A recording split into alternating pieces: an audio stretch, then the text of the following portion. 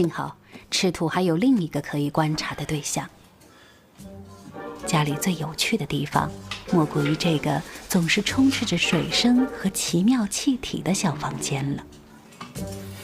要进来吗？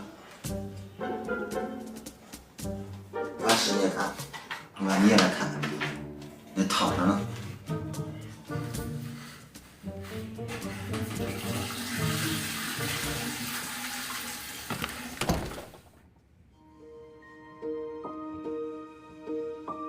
几乎所有家猫都喜欢监视洗手间里的人类。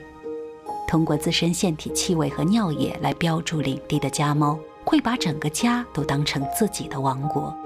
你在别人的领土上排泄，到底是想占地盘，还是发情了？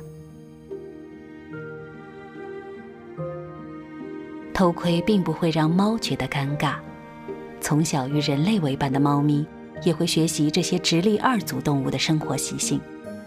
如果它非常依赖这种大型生物，那么无论它们的臀部是粘在床板上，还是嵌在马桶里，它都觉得自己有监视的必要。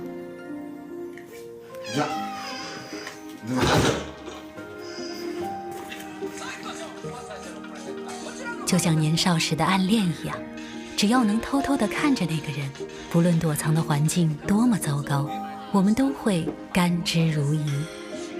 家猫究竟会不会爱上人类，至今没有明确的论据，但愚蠢的铲屎官总会一厢情愿地认为，主子对自己的追随，除了屋檐和食物，一定还有其他深不可测的原因吧。